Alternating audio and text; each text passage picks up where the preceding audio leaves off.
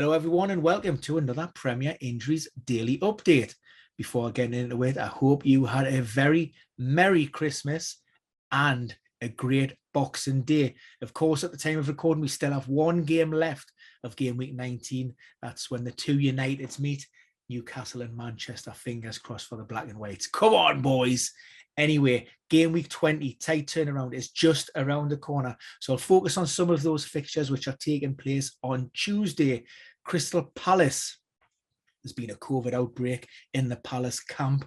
Patrick Vieira tried to have their game on Boxing Day postponed. However, there was only one change to the starting lineup on Sunday. That saw Joachim Andersen come in for Mark Guy. He actually was included and dropped to the bench. So it hasn't affected their first team squad too badly. We do know, or we suspect, because they were missing from the squad, that Christian Benteke, Luka Milivojevic, Eberechi Eze, Michael Olise, Nathaniel Klein, potentially among those. Vicente Guaita was also missing from the squad, but we do know that he's been carrying a little bit of a hand problem. I think it's thumb. So whether that's injury and or COVID related, I'm not sure. One to add on to that, James McArthur still hasn't recovered from his hamstring problem.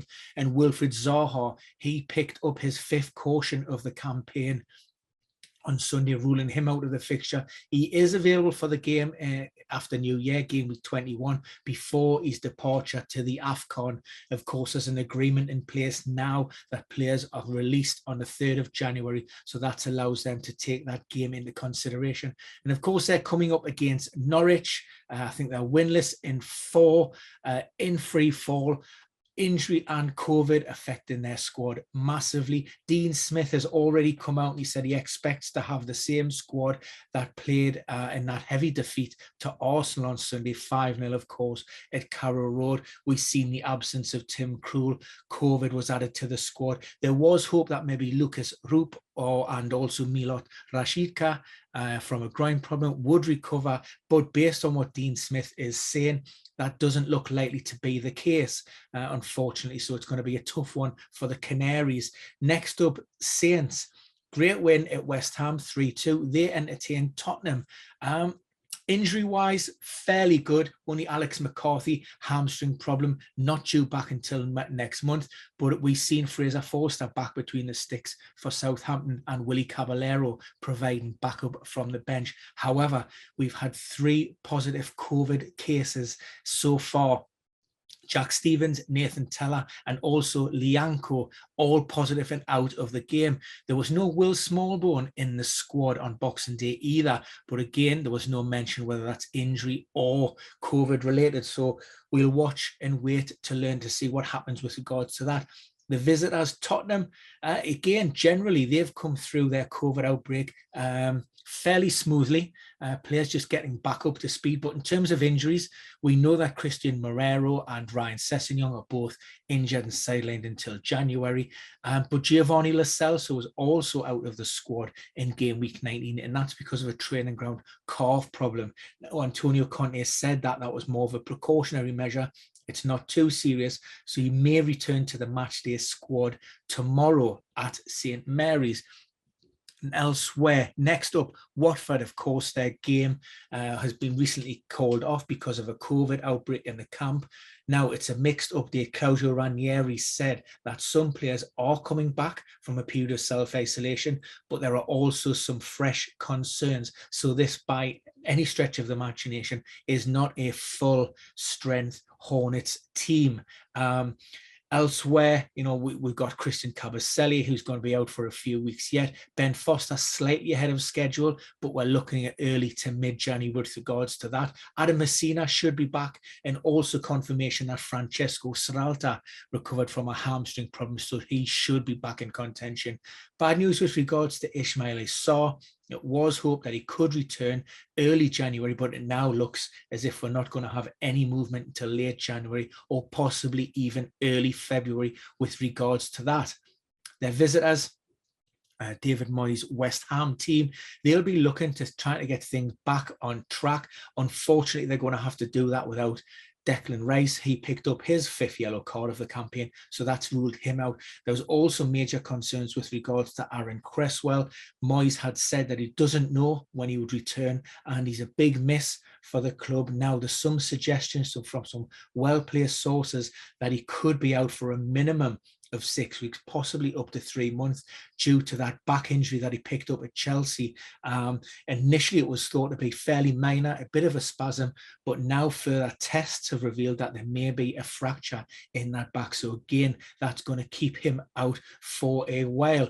Leeds game called off against Aston Villa. Leeds have had no fresh COVID cases. They're having a deep clean at the club's training ground, but those players who were self-isolating for the last fixture are still self-isolating, and because of their injuries as well, they're not able to get a full squad out. So that leaves us with Leicester for the game on Tuesday, and Leicester, again, a team carrying a lot of injuries, particularly in that back line. We know that Ricardo Pereira fractured fibula around 6 to 8 weeks. Johnny Evans, hamstring around 3 weeks. Kaglos Sayuncu, mid-January, hamstring. Wesley Fofana, we're talking maybe February, possibly even March for that. Ryan Bertrand, he pulled up in the warm-up on Boxing Day after twisting his knee, so he's out of that fixture as well. Harvey Barnes was missing. Padson Daka, hamstring, probably around about mid-January. So it isn't going great for the Foxes.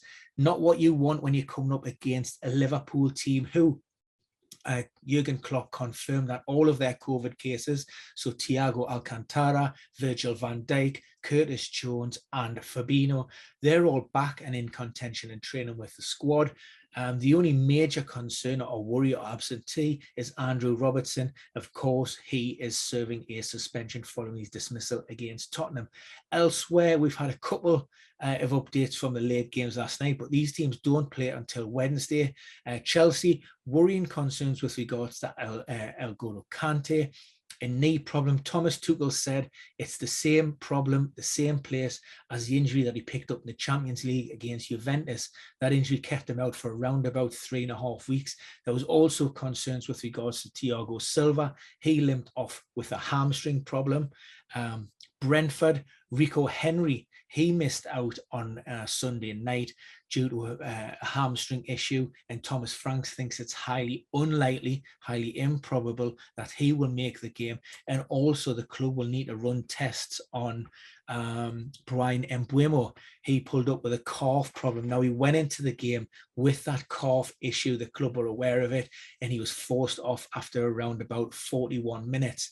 Now, we have a couple of games as well on Thursday, but that's involving Newcastle and Manchester United. Like I say, they're playing on Monday evening, so I'm not going to touch upon those teams just yet. But as it stands, Everton should be in a place to continue with that game. There's players who are self-isolating who should be due back with the squad. So that's your injury daily update, the first one post-Christmas ahead of game week 20. I hope you enjoyed it. Pop any questions or comments in the box below. And as always, if you're not subscribing, please do so, because we have lots of videos dropping all of the time. And if you're subscribed, you will be notified straight away. So until the next time, see you again soon.